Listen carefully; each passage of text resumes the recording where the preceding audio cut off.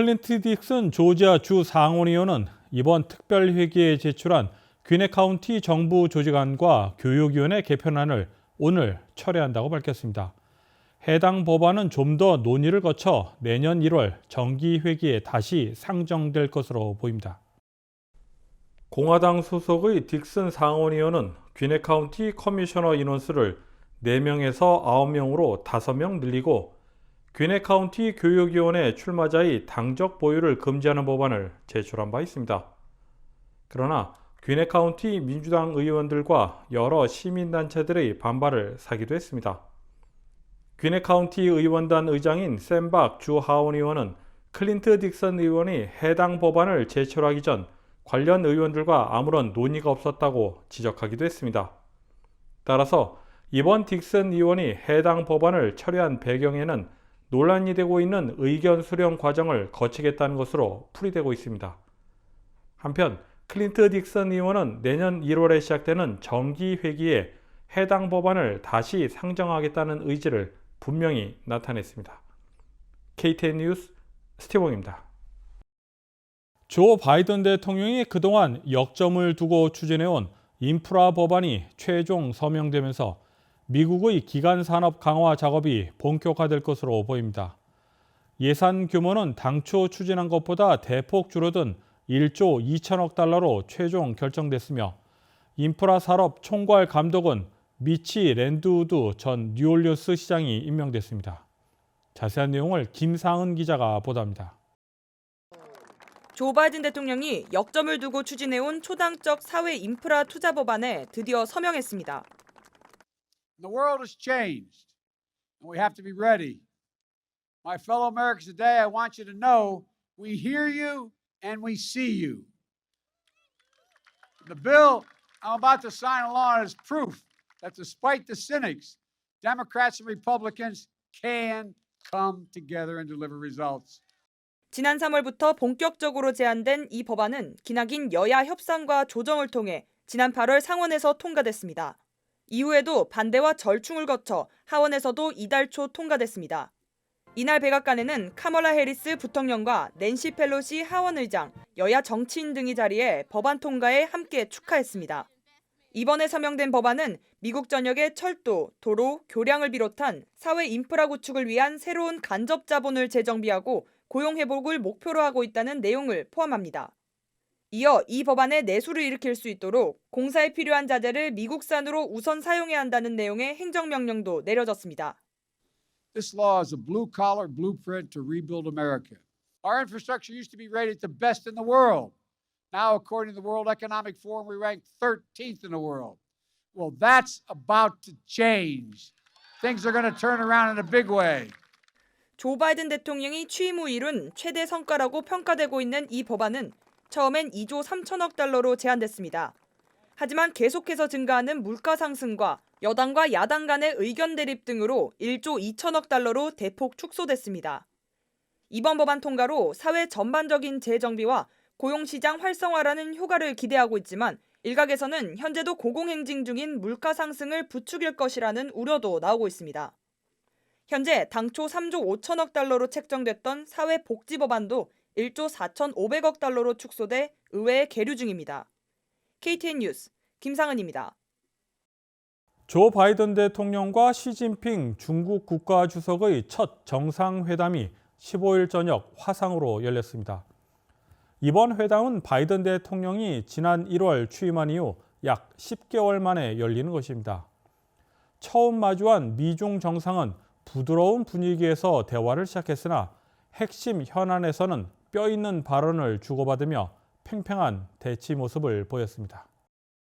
바이든 대통령은 이번 회담 취지에 대해 중국과 미국의 지도자로서 의도된 것이든 의도하지 않은 것이든 우리의 경쟁이 충돌로 번지지 않도록 하는 것이라고 밝혔습니다.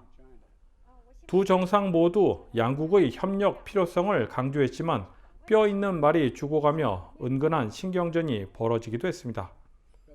바이든 대통령은 규칙 준수를 강조하고 중국을 압박했으며 시진핑 주석 역시 미국을 겨냥해 상호 존중을 언급했습니다.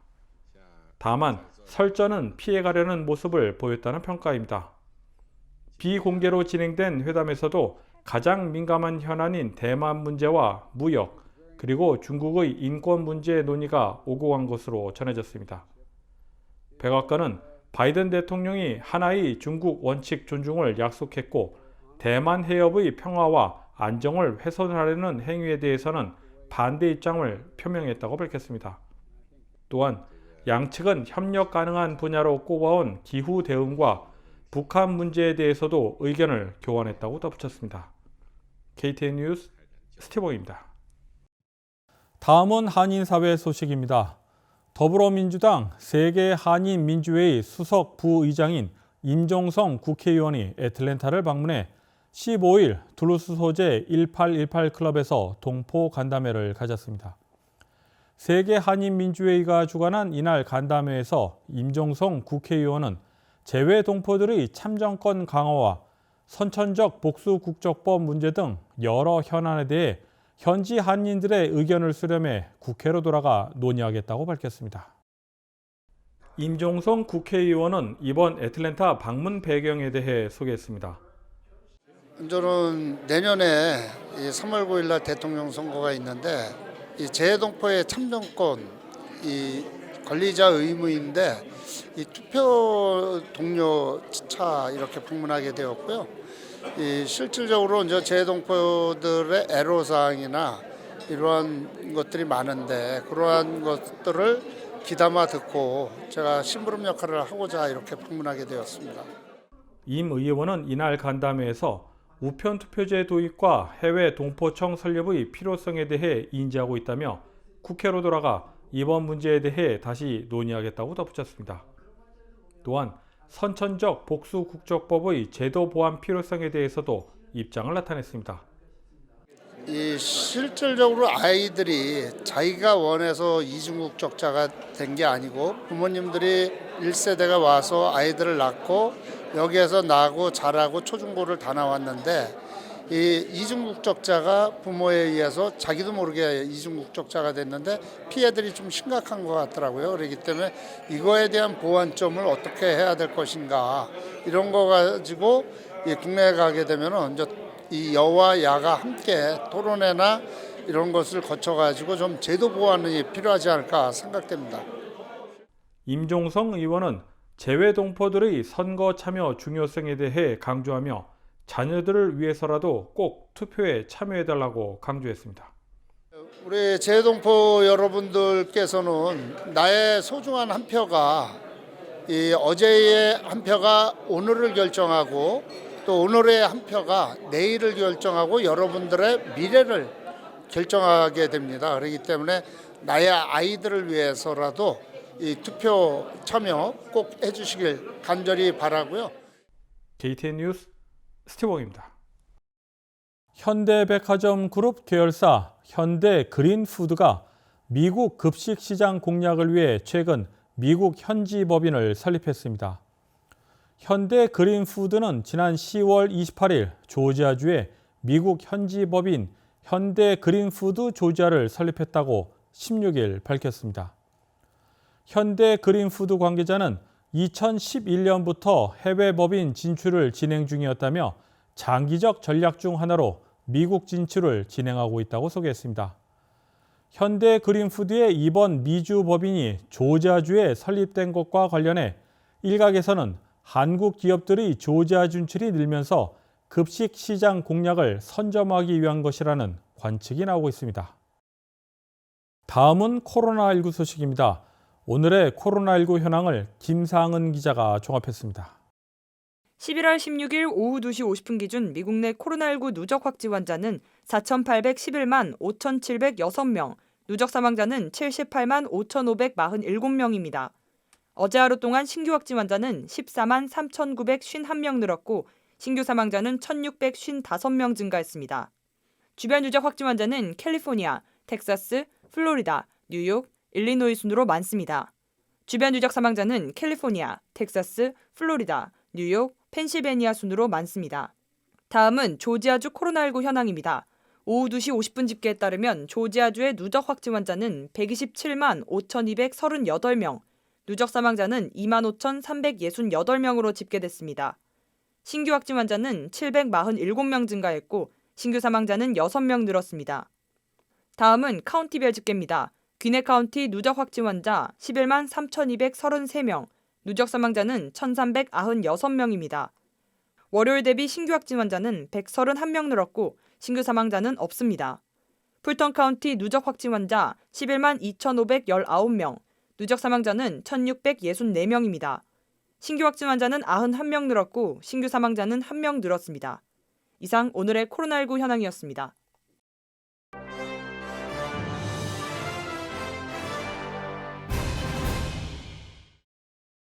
뉴욕을 비롯해 미국 주요 도시들의 월세가 급상승하고 있습니다. 코로나19 팬데믹 이후 재택근무와 원격 수업 등으로 도시를 떠나 외곽에 거주했던 사람들이 최근 속속 도시로 돌아오면서 나타나는 현상이라는 분석입니다. 부동산 정보업체 아파트먼트 리스트가 지난 1일 발표한 보고서에 따르면 지난달 뉴욕의 월세 평균은 방 1개짜리 아파트 기준 1,932달러로 전년 동기 대비 18.9%가 인상됐습니다.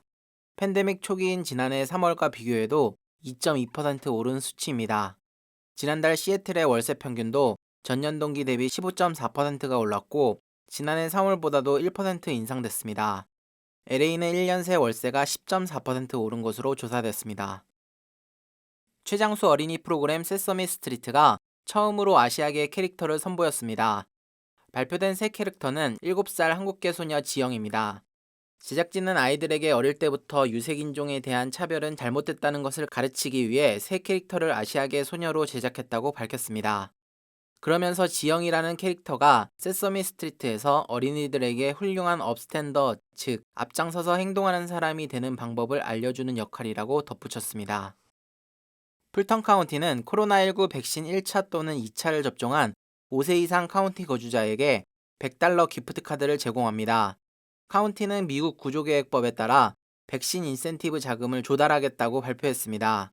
이번 혜택은 오늘인 11월 16일부터 12월 4일 사이에만 적용됩니다. 현재 풀턴 카운티 보건국과 애틀랜타 풀턴 카운티 비상관리기관은 카운티 내 3곳의 접종소에서 코로나19 백신을 제공하고 있습니다. 자세한 내용은 풀턴 카운티 홈페이지를 참고할 수 있습니다. 이상으로 11월 16일 KTN 뉴스를 모두 마칩니다. 시청해주신 여러분 고맙습니다.